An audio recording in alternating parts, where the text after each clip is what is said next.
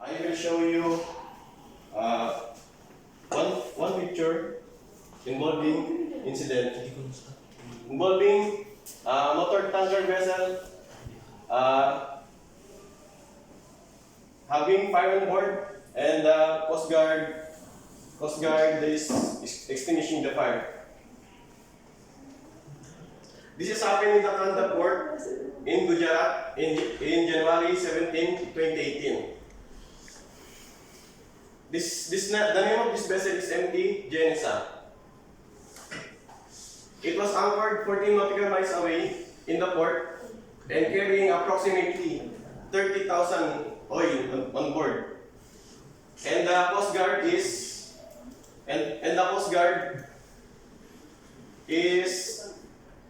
conducting a search that maybe the fire the fire came from engine or accommodation. This vessel consists of 26 crew on board, but all was safely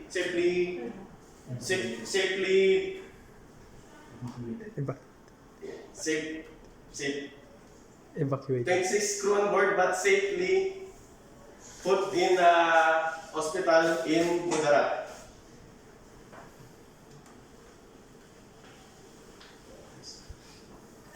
And now, I will start with my presentation.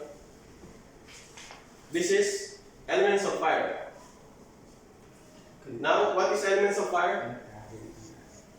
Elements of fire is a chemical. Fire is, but first I will define what is fire. Fire is a chemical chain reaction consists of fuel, oxygen, heat reaction produces light or what we call fire.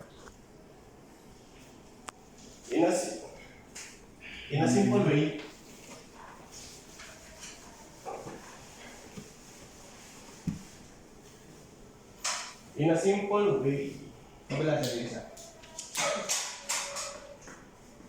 I will make an illustration for this one.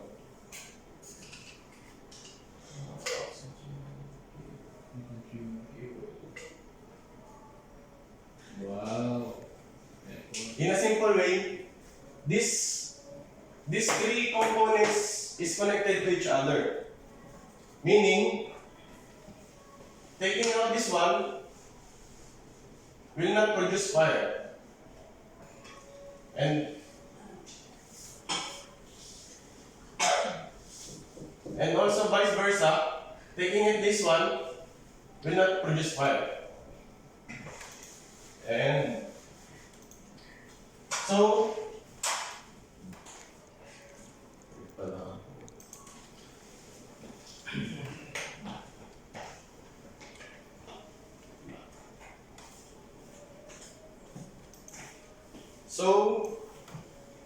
this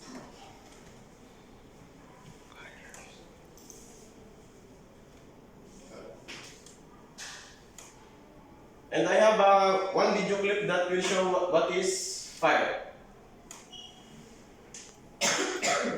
So let's back to this fire triangle. So let's first begin with what is oxygen. Oxygen is a chemical compound of two or more atoms which is colorless gas at a normal temperature and pressure. Next one is fuel. Fuel, a combustible matter used to maintain fire such as coal, wood, oil, or gas. And the third one is heat. Heat is a transfer of kinetic energy from one medium or subject to another energy source to the medium.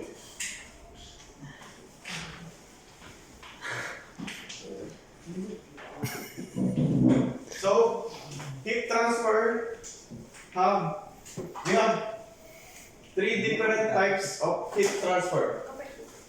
That is Conduction, convection, ionization. Conduction, convection, and radiation.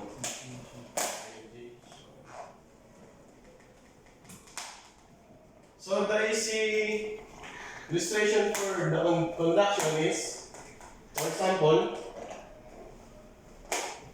this one is the fire, and this one is the object. Direct contact. Object. For Chair. example, Table. Chair. clothes, t-shirt. This is the object. Fire transmit to the object directly.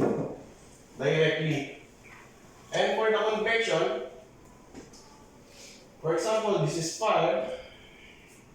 This is fire. This is the t-shirt. Let's say t-shirt.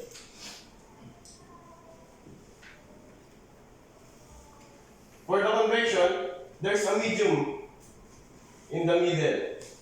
For example, wall. Fire hits the wall, and the wall hits the t-shirt. It's the t-shirt. So the t-shirt produces fire. For the radiation, the best example for this one is, for example, this is fire. There's a space in between them, and this is the t-shirt. The fire transmit heat in the clothes. So that's for the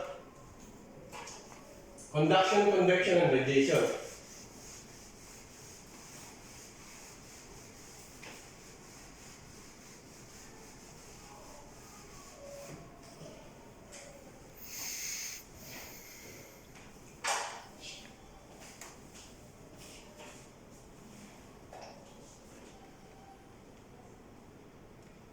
Now let's proceed to different types of fire.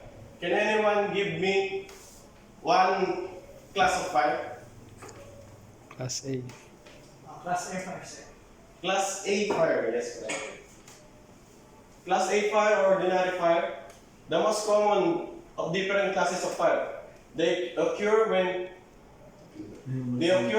common combustible materials like wood, paper, fabric, trashes, plastic. But despite being low risk, you must not. But despite being ordinary, don't rule this class as a low risk. And the next one is class B fire or liquid. Involve liquid and especially fuels like gasoline, paint, and kerosene. The third class of fire is gases. This type of fire includes butane, methane, and LPG.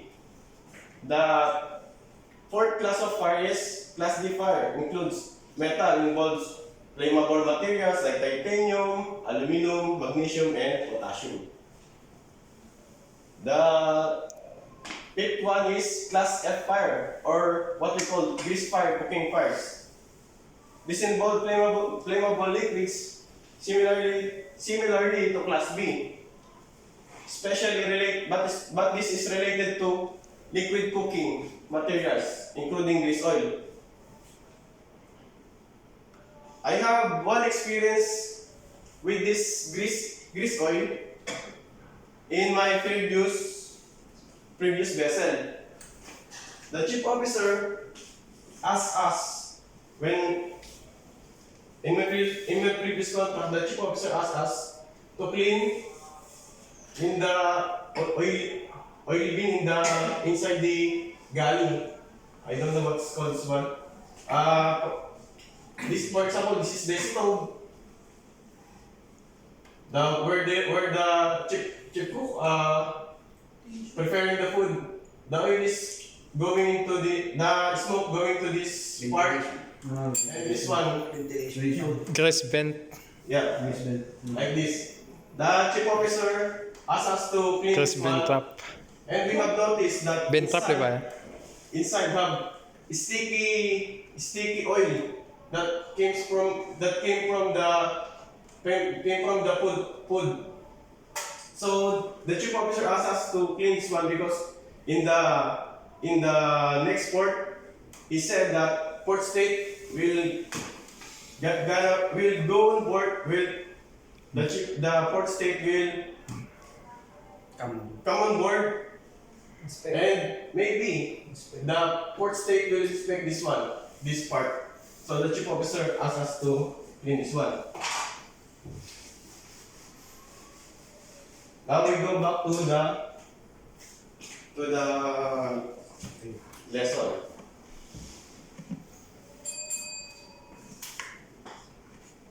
Ay. Selecting fire extinguisher. Selecting fire extinguisher. So, Haba pa lang. Nagutom si Mamo. powder fire extinguisher. We have powder fire extinguisher comprised of dry powder, nitrogen. This is the most versatile extinguisher around. This works by smoothing the fire, which forms a crust. It's used for the ABC, and also it's used for electrical fire, but less than 1,000 volts. This is the example of dry powder. As you can see, they label it color blue. The next one is foam fire extinguisher. Works also by smoothing fire and sealing the vapors, and also added as cooling fire. Its uses in class A and B. This is the picture, and it's colored. It's colored with a cream. And the third one is carbon dioxide extinguisher for displacing oxygen. It can be used in class B and electric fire. This is the example. And the next one is water extinguisher. Come in two forms, pressurized and mist. These are the most common used extinguisher around because these are simplest and cheapest to use for class A fire. This is the picture. And the last one is wet chemical extinguisher, created specifically for tackling for kitchen and oil fire, used for potassium solution to cool fire and preventing oil from splashing it. Its uses for class F fire. This is the picture. So, fire are damaging to property because it's injure or death can be. Fire are damaging to property cause injury or death, but it can be eliminated by preventing this law. But that and can be eliminated jobs. The way to prevent these outcomes is to proper safety training. Learning about fire hazard is the key to preventing it from occurring. And that's my presentation for today.